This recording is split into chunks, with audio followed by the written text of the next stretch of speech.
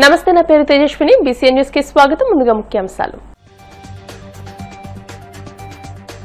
చినామిరంలో శ్రీ స్వామి యోగీశ్వరానందగిరి విశ్వశాంతి వృద్ధుల సంక్షేమ సంఘం ఆధ్వర్యంలో నిర్మించిన నూతన భవనాన్ని ప్రారంభించిన కేంద్ర మంత్రి శ్రీనివాస్ వర్మ, హాజరైన ప్రజాప్రతినిధులు. భీమవరంలో డయాలసిస్ పేషెంట్లకు ఉచిత డయాలసిస్ చికిత్స అందించేందుకు అత్యాధునిక డయాలసిస్ యంత్రాలతో కూడిన 10 బెడ్ల ప్రత్యేక సెంటర్ 6 నెలల్లో అందుబాటులోకి వస్తుంది. డయాలసిస్ సెంటర్ శంకుస్థాపనలో కేంద్ర మంత్రి శ్రీనివాస్ వర్మ.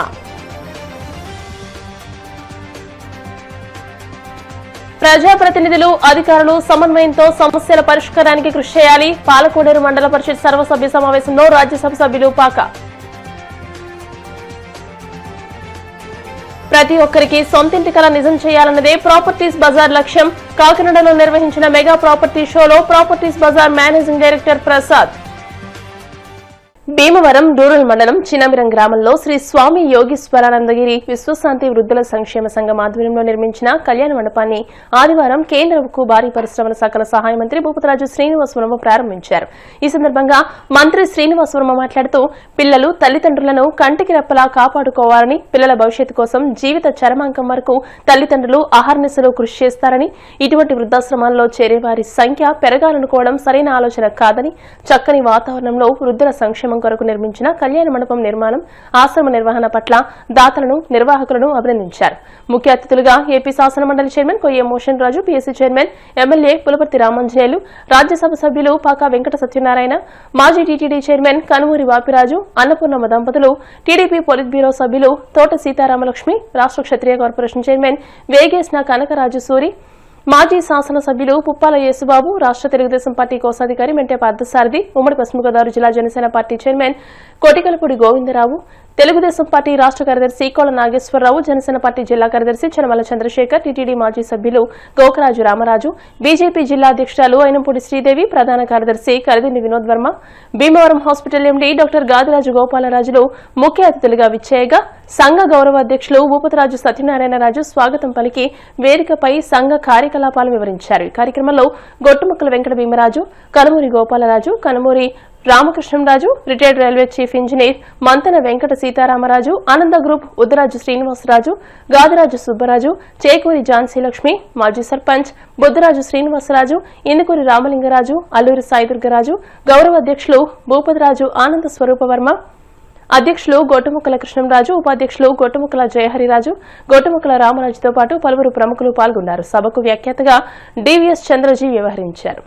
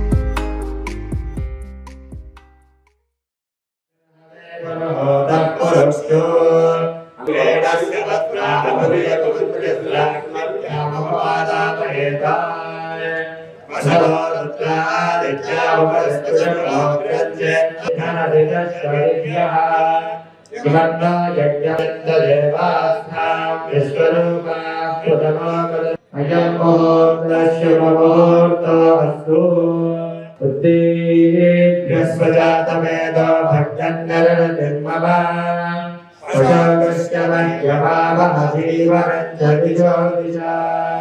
प्रकाशाय धीमहि तन्नो ज्योतिर्प्रचोदयात्।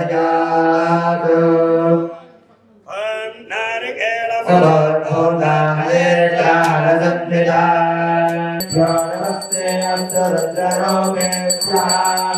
तत्पुरुषाय विद्महे महादेवाय धीमहि पार्वतीपतये हर नमः महादेव हर गोविन्द।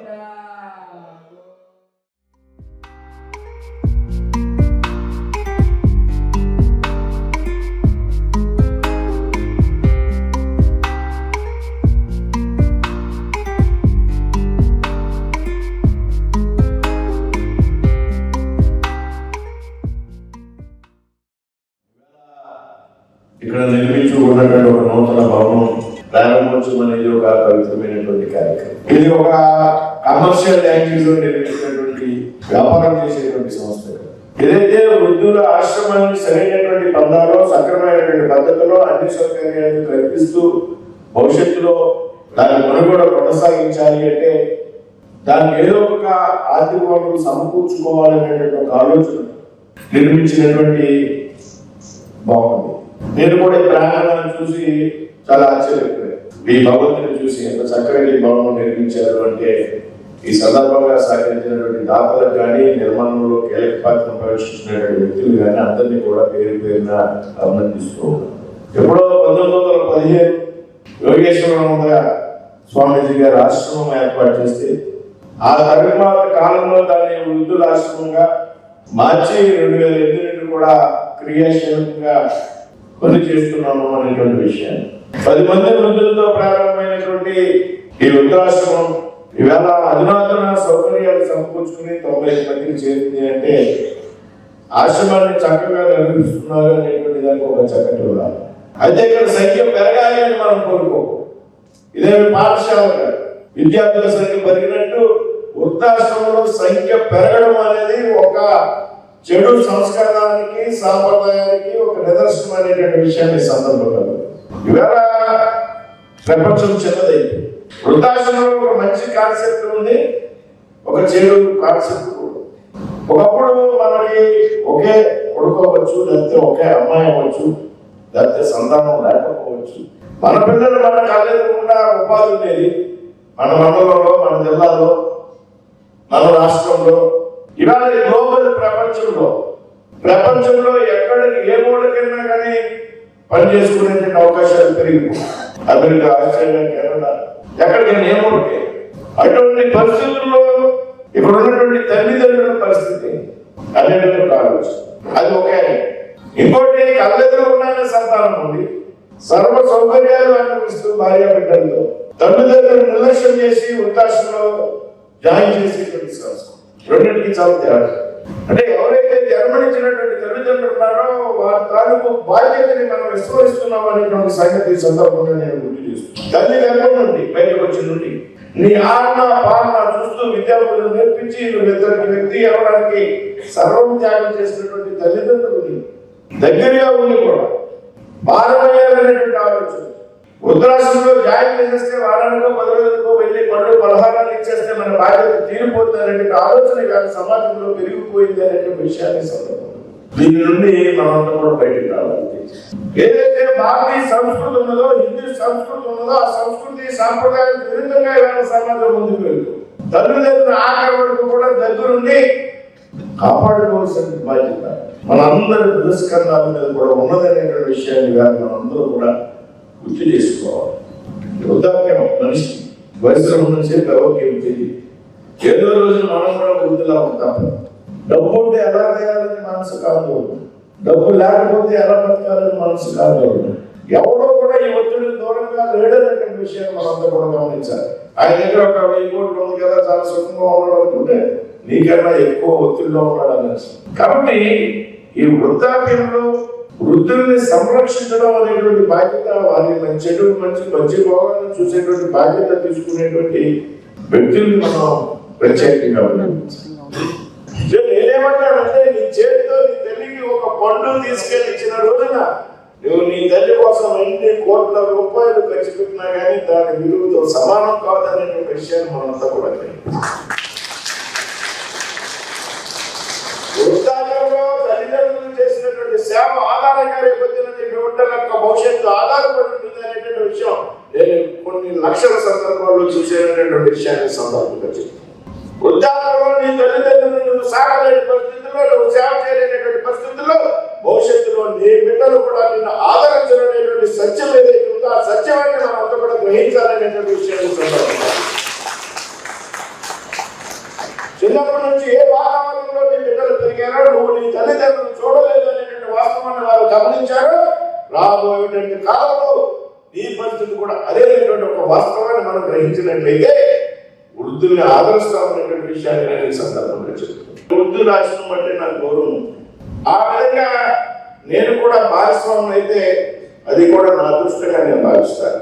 ఈ కార్పొరేట్ సోషల్ రెస్పాన్సిబిలిటీ CSR నిధులు కొంత తీసుకొచ్చి నా అప్లికేషన్ కూడా పొందించి తప్పనిసరిగా నేను రాబోయే రోజుల్లో ఈ ఆశ్రమం పట్ల నా బాధ్యత నిర్వహిస్తానని కూడా ఈ సందర్భంగా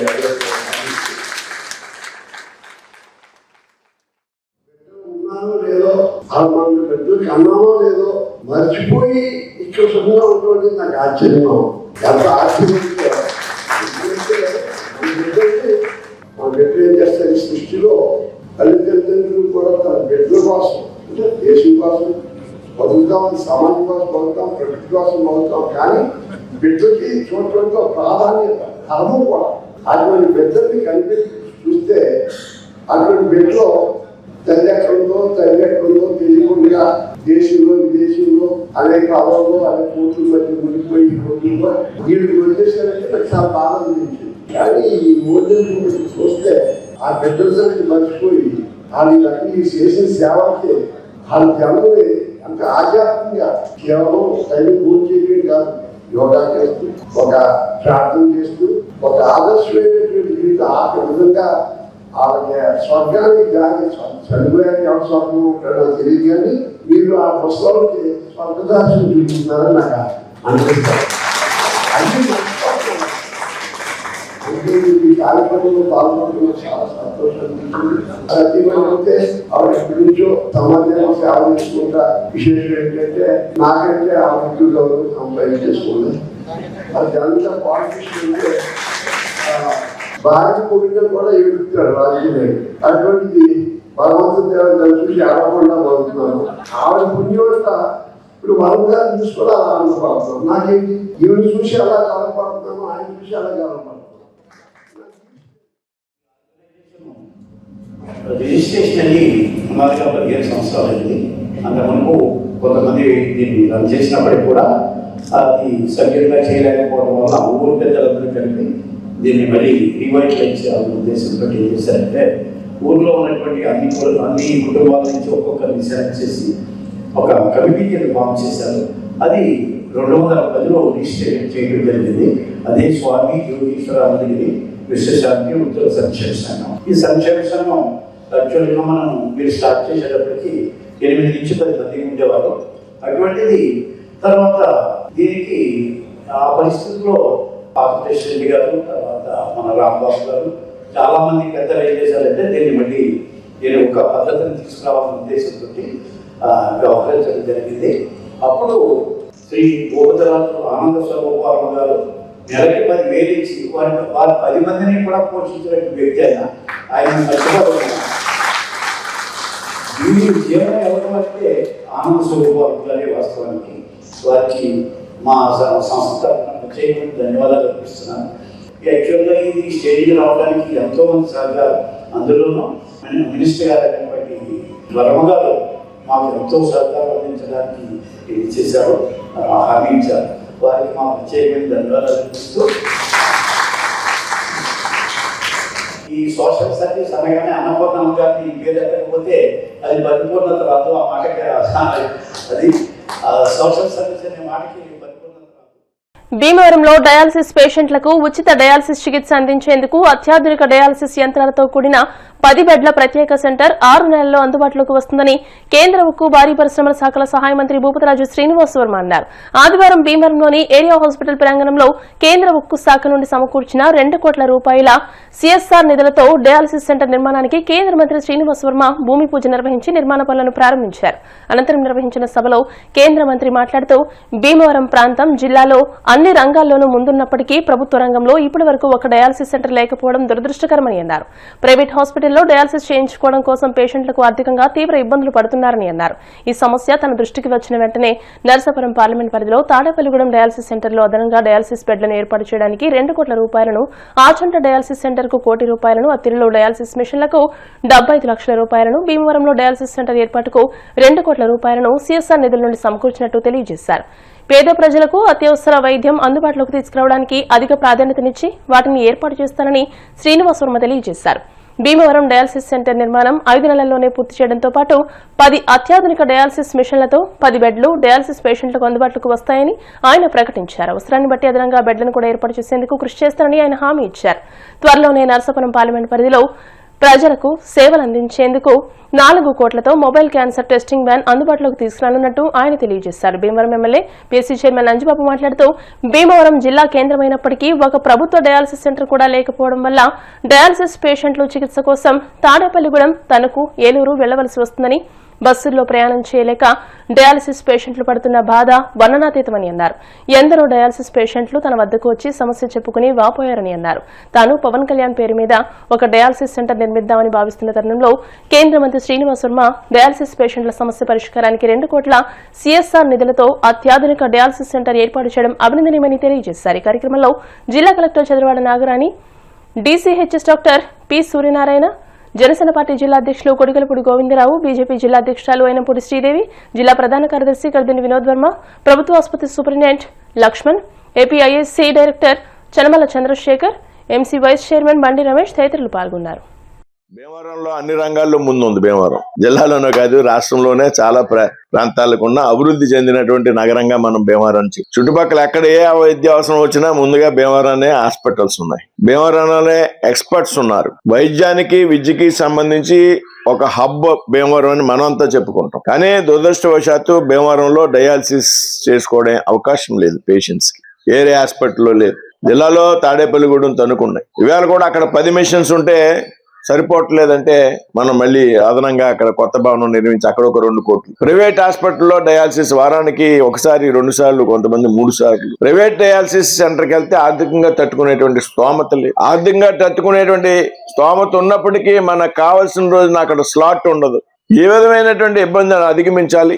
ఇవాళ డయాలసిస్ సర్వసాధారణం అయిపోయింది. పేషెంట్ల సంఖ్య బాగా పెరిగింది రకరకాల కారణాల వల్ల అని నేను శాసనసభ్యులు అంజబాబు గారితో కూర్చున్నప్పుడు ఆయన ఇందాక చెప్పారు పవన్ కళ్యాణ్ గారితో పెట్టాలనేటువంటి ఆలోచన ఉందన్నప్పుడు మన జిల్లాలో మిగతా ప్రాంతాలు కూడా తెద్దాం సిఎస్ఆర్ ఫండ్స్ తో అన్నప్పుడు ఆయన ఖచ్చితంగా వర్మ గారు మీరు చేయండి అని, అదేవిధంగా కలెక్టర్ గారు కూడా సార్ డయాలసిస్ సెంటర్లు అవసరం ఉంది వర్మ గారు మన ప్రాంతంలో, మీరు ఏమైనా గ్రాంట్స్ ఉంటే ఆ దిశగా ముందు ప్రయత్నం చేయండి అని ఆవిడ ప్రోత్సాహం కారణంగా మనం దాదాపు భీమవరంలో 2 కోట్లు, తాడేపల్లిగూడెంలో 2 కోట్లు, ఆచంట్లో 1 కోటి రూపాయలు, అత్తిల్లో 75 లక్షలు కేవలం మిషన్స్ మాత్రమే. బిల్డింగ్ అక్కడ ఉన్నటువంటి లయన్స్ క్లబ్ వారు నిర్మించి ఇవ్వడం జరిగింది. వాళ్ళకి ఈ నెలలో మిషన్స్ ఇస్తున్నాం, అక్కడ ప్రారంభం అవుతుంది. ఇది కనుక కంప్లీట్ అయిన వెంటనే 4 రోజుల్లో కూడా ఇక్కడ మిషన్స్ బిగించడం జరుగుతుంది. అంటే ఏదైతే వైద్యం అందరికీ అందుబాటులో ఉండాలి. మాజీ ప్రధాని అటల్ బిహారీ వాజ్పేయి గారు పదే చెప్పేవారు. అందులో భాగంగా ఏమైనా వైద్యానికి సంబంధించిన విషయాల మీద మనం ప్రయారిటీ ఇవ్వాలి. అందులో భీమవరం లాంటి కేంద్రంలో వేల జిల్లా కేంద్రం డయాలసిస్ లేకపోవడం అంటే ఒక హాస్యాస్పదం. కాబట్టి ఆ రకంగా శాసనసభ్యుల యొక్క సూచనతో కలెక్టర్ గారు చూపెట్టినటువంటి చొరవతో కూడా మనం డయాలసిస్ సెంటర్స్ కి నిధులు తేవడం జరిగింది. వేళ మరి మీ పెద్దలు అందరి సమక్షంలో కూడా దానికి పూజ చేసుకోవడం, రాబోయేటువంటి 6 నెలల కాలంలో మనం ఇక్కడ డయాలసిస్ సెంటర్ ని ప్రారంభిస్తాం. 10 మిషన్స్ పెడతారు. 2 కోట్ల రూపాయలు, 1 కోటి రూపాయలు బిల్డింగ్ కోసం, 1 కోటి రూపాయలు మిషన్స్ కోసం. బిల్డింగ్ లో జిఎస్టీలు అవి కొన్ని పోతాయి. అలాగే ఎమ్మెల్యే గారు చెప్పినట్టు 2 కోట్ల రూపాయలతో మొత్తం అది కానీ ఇది కానీ ఇక్కడ డయాలసిస్ సెంటర్ ప్రారంభం అవుతుంది. అది ప్రారంభం అయ్యాక కూడా అవసరమైనటువంటి సందర్భంలో అవసరమైతే కూడా బిల్డింగ్ ఎక్స్టెన్షన్ తీసుకుని అదనంగా కూడా ఏమైనా మిషన్స్ కావాలంటే పెట్టాలి భీమవరంలో అనేటువంటి ఆలోచన కాబట్టి ఈ ప్రాంతంలో ప్రజలందరికీ కూడా డయాలసిస్ రాబోయేటువంటి రోజుల్లో అందుబాటులో ఉన్నటువంటి విషయం చెప్పడానికి కూడా సంతోషిస్తూ ఉన్నాం. అవసరాలు చాలా ఉంటాయి, చేయవలసినవి కూడా చాలా ఉంటాయి. కానీ ఏదైతే అత్యవసరమో, ఏదైతే ముఖ్యంగా వైద్యానికి సంబంధించినటువంటి అత్యవసరాలు ఏతున్నాయో ముందు అవి ప్రజలకు అందివ్వాలనేటువంటి ఆలోచనతో నేను గాని, అంజిబాబు గారు గాని, కలెక్టర్ గాని, ఇలాగా మా మిత్రుడు గోవింద్ బాబు గారు. ఇప్పుడు ఒక మంచి సాంప్రదాయం ఉన్నది భీమవరంలో. నేను గతంలో ఎప్పుడు భీమవరంలో కూడా ఈ రకమైన సాంప్రదాయం చూడలే, బయట ఎక్కడ కూడా నేను చూడలే. ఏ కార్యక్రమం చేయాలన్నా శాసనసభ్యులు గారు నాతో ఆలోచించడం, నేనేం చేయాలన్నా కానీ ముందుగా ఆయనతో ఆలోచించడం, కలెక్టర్ గారితో ఆలోచించడం, ఆ తర్వాత కూటమిలో భాగస్వాములుగా ఉన్నటువంటి గోవింద్ గారితో కానీ, లేకపోతే ఆ పార్టీ అధ్యక్షుడిగా ఉన్నటువంటి రాంబాబు గారితో, శ్రీదేవి, అందరూ కూర్చుని ఆలోచన చేసి ముందుకెళ్లేటువంటి సాంప్రదాయం భీమవరంలో ఉంది. కాబట్టి భీమవరంలో సక్సెస్ఫుల్ గా అన్ని చేయగలం. హెడ్ క్వార్టర్స్ అయ్యింది. డయాలసిస్ పేషెంట్లు డయాలసిస్ చేయడానికి ఇక్కడ అవకాశం లేక తణుకు, తాడేపల్లిగూడు, ఏలూరు పంపించే పరిస్థితి వచ్చింది. చాలా మంది పేషెంట్లు నిత్యం మా దగ్గరకు వచ్చి డయాలసిస్ మేము ఎక్కడికో వెళ్ళి చేయించుకోలేకపోతున్నాం, మేము పేషెంట్లు బస్సులో జర్నీ చేయలేకపోతున్నాం, మీకు భీమవరం కావాలని చెప్పి వేలాది మంది కోరటం జరిగింది. దానికి మన కేంద్ర మంత్రివర్యులు వర్మ గారు స్పందించి ఈ చక్కని అవకాశాన్ని తీసుకొచ్చినందుకు మన భీమవరం తరపున వారికి మనస్ఫూర్తిగా అభినందనలు తెలియజేస్తాం. ఇన్ టైంలో హై క్వాలిటీ తోటి పని పూర్తి చేయాలి. మీరు అప్పచెప్పిన మరుక్షణమే మిషనరీ ఎక్విప్మెంట్ పెట్టించి డయాలసిస్ సెంటర్ ప్రాసెస్ని ఆచరణలో తీసుకురావడం జరుగుతుంది. ఈ ప్రాంతానికి చిరకాల కోరిక డయాలసిస్ సెంటర్ భీమవరానికి కావాలని. నేను పవన్ కళ్యాణ్ గారి పేరు మీద డయాలసిస్ సెంటర్ కట్టిస్తాను, నేను అమౌంట్ ఇస్తానని చెప్పి హాస్పిటల్కి అనౌన్స్ చేయడం జరిగింది. ఈ లోపల వర్మ గారు నేను సిఆర్ఎస్ ఫండ్ తీసుకొస్తాను, నేను మన జిల్లాలో చాలా వాటిగా అని చెప్పి ఆయన చెప్పడం, మనకి రావటం మన అదృష్టం. వర్మ గారు మీరు చేసిన ఈ మంచి కార్యక్రమం, ఎన్నో కార్యక్రమాలు చేస్తారు కానీ ఒక పేదవాడికి డయాలసిస్ అందించే సేవా కార్యక్రమం చేయడం చాలా అద్భుతం. మీరు ఆ డయాలసిస్ పేషెంట్ని చూస్తే కడుపు తరుక్కుపోతుంది, చాలా ఇబ్బంది పడుతూ ఉంటారు. పాపం వాళ్ళకి ఇక్కడ డయాలసిస్ లేక ఆ టైంలో డయాలసిస్ చేయకపోతే అతను తట్టుకోలేడు బాధని. అటువంటి పరిస్థితిలో ఉండే అంత అవసరమైన వైద్యం ఇది. ఈ వైద్యాన్ని ఇన్ టైంలో అందించడానికి మీరు ఆలోచన చేసినందుకు వర్మ గారికి, మన కలెక్టర్ మేడం గారికి, మా పార్టీ నాయకులకి అందరికీ కూడా అభినందనలు తెలియజేస్తూ సెలవు. ప్రజాప్రతినిధులు, అధికారులు సమన్వయంతో సమస్యల పరిష్కారానికి కృషి చేయాలని రాజ్యసభ సభ్యులు పాకా వెంకట సత్యనారాయణ అన్నారు. పాలకొడేరు మండల పరిషత్ కార్యాలయంలో మండల సర్వసభ్య సమావేశం ఎంపీపీ భూపతిరాజు సత్యనారాయణరాజు, చంటిరాజు అధ్యక్షతన శనివారం నిర్వహించారు. ఈ సమావేశానికి రాజ్యసభ సభ్యులు పాకా వెంకట సత్యనారాయణతో పాటు ఎమ్మెల్సీ కౌరు శ్రీనివాస్ హాజరయ్యారు. ఈ సందర్భంగా అంబేద్కర్ వర్ధంతిని పురస్కరించుకుని ఆయన చిత్రపటానికి పూలమాలలు వేసి ఘనంగా నివాళులర్పించారు. అనంతరం వివిధ శాఖ అధికారులు గత 3 నెలల నుంచి జరిగిన అభివృద్ది, సంక్షేమ పథకాల అమలుపై వివరించారు. వివిధ శాఖల నుంచి వచ్చిన అధికారులు మాట్లాడిన ప్రతి మాటకు సత్యనారాయణ ప్రశ్నలు వేస్తూ వారి వద్ద నుండి ప్రజలకు ఉపయోగకరమైన సమాధానం వచ్చేలా సమావేశాన్ని నడిపించారు. ఇకపై సర్వసభ్య సమావేశం జరిగినప్పుడు ముందుగానే ఆయా గ్రామాల్లో ఉన్న సమస్యలను అటు పాలకులు, ఇటు అధికారులు చర్చించి సర్వసభ్య సమావేశంలో పరిష్కరించే విధంగా ఉండాలని సూచించారు. ప్రభుత్వం పేద ప్రజలకు ఉపయోగపడే విధంగా అనేక పథకాలను తీసుకువచ్చిందని, ఆ పథకాలన్నీ కూడా పేదలకు ఉపయోగపడే విధంగా చూడాలని అన్నారు. వైద్యపరంగా ఆయుష్మాన్ భారత్ కార్డులు అందించి వారికి దేశంలో ఎక్కడైనా చికిత్స చేయించుకునే విధంగా వారికి అవగాహన కల్పించాలి అన్నారు. అదేవిధంగా ఇళ్ల స్థలాల విషయంలో, గృహాలు నిర్మించుకునే విషయంలో, డ్వాక్రా పథకంలో లభించే సమాచారంలో, ఉపాధి హామీ పథకంలో ప్రతిదీ కూడా ప్రజలకు చేరే విధంగా చూసే బాధ్యత అధికారులు, గ్రామ నాయకుడు చూడాలని అన్నారు. ఈ సందర్భంగా ఎంపీపీ చంటిరాజు మాట్లాడుతూ రాజ్యసభ సభ్యులు నీతి నిజాయితీకి మారుపేరని, బీజేపీ పార్టీ వారి సేవలు గుర్తించి ఎంపీ పదవి ఇవ్వడం ఎంతో అభినందనీయమని అన్నారు. రానున్న రోజుల్లో పాకా సత్యనారాయణ మరెన్నో ఉన్నత పదవులు చేపట్టి ప్రజలకు మరిన్ని ఉన్నతమైన సేవలందించాలని మనస్ఫూర్తిగా కోరుకుంటున్నానని అన్నారు. ఉండి నియోజకవర్గ అభివృద్ధితో పాటు పాలకొడేరు మండలం అభివృద్ధికి డిప్యూటీ స్పీకర్ కనుమూరి రఘురామకృష్ణరాజు పార్టీలకు అతీతంగా ఎంతో కృషి చేస్తున్నారని అన్నారు. అధికారులు, ప్రజాప్రతినిధులు, సర్పంచ్లు అభివృద్ధికి పూర్తి సహకారం అందించాలని కోరారు. అనంతరం రాజ్యసభ సభ్యులు పాకా సత్యనారాయణను, ఎమ్మెల్సీ కౌరు శ్రీనివాస్ ను ఎంపీపీ చంటిరాజు ఆధ్వర్యంలో ఘనంగా సత్కరించారు. ఈ కార్యక్రమంలో ఎంపీడీఓ రెడ్డియ్య, జెడ్పీటీసీ పెద్దిశెట్టి లక్ష్మీ తులసి, మండల సర్పంచుల ఛాంబర్ అధ్యక్షులు భూపతిరాజు వంశీకృష్ణరాజు, ఇన్ఛార్జ్ తహసీల్దార్ రఘు, మండల శాఖ అధికారులు, ఎంపీటీసీలు, సర్పంచ్లు పాల్గొన్నారు. ప్రస్తుతం ప్రతి ఒక్కరూ సొంత ఇల్లు నిర్మించుకునేందుకు ప్రయత్నిస్తున్నారు. కానీ ప్రస్తుతం ఉన్న మార్కెట్లో సొంత ఇల్లు సమకూర్చుకోవాలంటే సామాన్య మధ్యతరగతి వర్గాలకు చాలా భారమైంది. ఈ విషయాన్ని దృష్టిలో పెట్టుకుని ప్రాపర్టీ బజార్ వారు ప్రాపర్టీ ఫెస్ట్ 2025 పేరుతో ఈ నెల 7వ తేదీన కాకినాడ ఏపీఎస్పీ ఎదురుగా పవిత్ర అవెన్యూస్ గేటెడ్ కమ్యూనిటీలో మెగా ప్రాపర్టీ షో నిర్వహించారు. ఇయర్ ఎండింగ్ బిగ్గెస్ట్ డిస్కౌంట్స్ ఆఫర్లో స్థిరాస్తి కొనాలనుకున్న వారు, సొంత ఇల్లు సమకూర్చుకోవాలి అనుకునేవారు ఈ కార్యక్రమానికి వచ్చి కొనాలన్న వారు తమను సంప్రదిస్తే వారికి అందుబాటు ధరల్లో మంచి ప్రాంతాల్లో సొంత ఇల్లును వారు అనుకున్న బడ్జెట్లో ఏర్పాటు చేస్తామని property bazaar managing director Sivasatya Sai Prasad తెలియజేశారు. ఈ అవకాశాన్ని ప్రతి ఒక్కరూ వినియోగించుకోవాలని ఆయన కోరారు. ఈ కార్యక్రమంలో నగర ప్రముఖులు, సంస్థ సిబ్బంది తదితరులు పాల్గొన్నారు.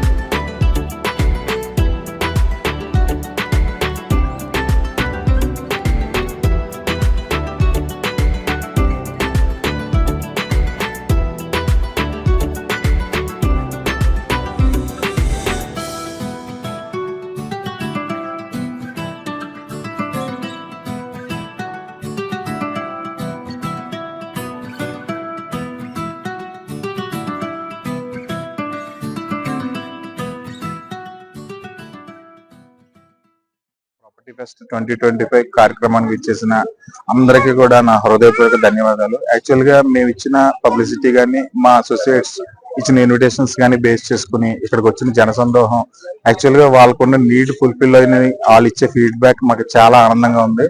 ఇవాళ మేము ఇస్తున్న ఆఫర్లు ఏవైతే ఉన్నాయో అది చాలా వాళ్ళు ఇన్స్పైర్ అయ్యి వాళ్ళు బుకింగ్స్ వాళ్ళు చేసుకుంటున్నారు. సో అలాగే ఇంకా నీడ్ఫుల్ ఎవరైనా ఉన్నా కూడా ఖచ్చితంగా ఈ రోజు ఈవెంట్ ని యూటిలైజ్ చేసుకోండి. మాకు కోఆపరేట్ చేసిన మొత్తం మీడియా మిత్రులకు కానివ్వండి, మా అసోసియేట్స్ కానీ అందరికీ కూడా హృదయపూర్వక కృతజ్ఞతలు. Thank you so much. పేదంటి మహిళలు స్వయం ఉపాధితో ఆర్థికంగా ఎదగడానికి ఉచిత కుట్టు శిక్షణా కేంద్రం ఎంతో ఉపయోగపడుతుందని దళిత ఐక్యవేదిక రాష్ట్ర అధ్యక్షులు గంటా సుందర్ కుమార్ అన్నారు. భీమవరం గునుపూడిలోని 10వ వార్డులో ఆదివారం న్యూటన్ ఉచిత కుట్టు మిషన్ శిక్షణా కేంద్రాన్ని ప్రారంభించారు. సుందర్ కుమార్ మాట్లాడుతూ మహిళలు ఉచిత కుట్టు మిషన్ శిక్షణను సద్వినియోగం చేసుకుని ఉపాధి అవకాశాలను పొందాలని అన్నారు. బార్ అసోసియేషన్ అధ్యక్షులు శిక్షణా కేంద్రం నిర్వాహకులు ఏలటి న్యూటన్ మాట్లాడుతూ 3 నెలల పాటు ఉచిత శిక్షణ అందజేస్తామని, శిక్షణలో అర్హులైన వారందరికీ రాజ్ ట్రస్ట్ సహకారంతో ఉచితంగా కుట్టు మిషన్లు అందిస్తామని, ఈ శిక్షణ తరగతులను అందరూ సద్వినియోగం చేసుకోండి అన్నారు. రాజ్ ట్రస్ట్ వ్యవస్థాపకులు గంటా రాజ్ కుమార్ మాట్లాడుతూ ఈ సెంటర్లో 30 మంది మహిళలకు శిక్షణ ఇస్తున్నామని, మహిళలు ఈ అవకాశాన్ని సద్వినియోగం చేసుకోవాలని, మహిళలకు స్వయం ఉపాధి అవకాశాలు కల్పించడమే లక్ష్యమని అన్నారు. ఈ కార్యక్రమంలో చెలుపోయిన రంగారావు, న్యాయవాది K Bhimarao, Ganta Rahul, pastor Sethu, G Raju తదితరులు పాల్గొన్నారు.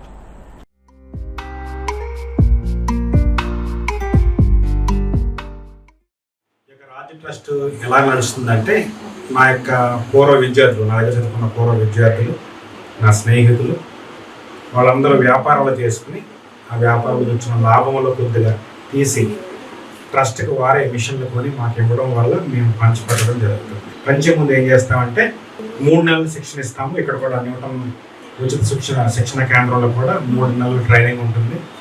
ఈ 3 నెలల ట్రైనింగ్లో మీరు 85% హాజరవ్వాలి. 85% హాజరైన తర్వాత శిక్షణ అంతా మీకు పూర్తిగా వచ్చిన తర్వాత ఒక ఎగ్జామ్ ఉంటుంది.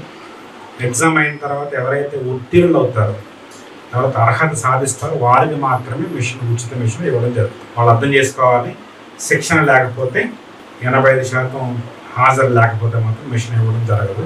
వ్యాపారాలు చేసేవాళ్ళు, ఉద్యోగాలు చేసేవాళ్ళు, నా స్నేహితులు అందరూ గుంపులు వెతుకుతుంటే ఈ సంస్థ నడుస్తుంది, అందరూ గమనించాలి. సో వారు పంపిస్తున్న ఆర్థికాన్ని, వారు ఇస్తున్న మిషన్లు మనం తీసుకునేటప్పుడు చాలా జాగ్రత్తగా వాడుకోవాలని కోరుకుంటున్నాం. రాజ్యాంగంలోనే అంబేద్కర్ గారు రాశారు, స్త్రీలకు పురుషులతో సమాన హక్కులు ఇవ్వాలని. మరి ఇందులో భాగంగానే రాజు ట్రస్ట్ కూడా మహిళలలో లేని వాళ్ళు ఉంటారు, మిషన్ కొనుక్కోలేని వాళ్ళు ఉంటారు, వితంతువులు ఉంటారు. కొంతమంది అయితే కొన్ని చోట్ల భర్తలు విడిచిపెట్టి దూరంగా వెళ్ళిపోతే ఆర్థికంగా పిల్లలను పెంచుకోలేక ఉన్నటువంటి మహిళలు ఉంటారు. వారందరికీ 2025 సంవత్సరం ఈ రోజుకి రాజు ట్రస్ట్ ఆధ్వర్యంలో 3000 మంది మహిళలకు ఉచితంగా కుట్టు మిషన్ అనేది జరుగుతుంది.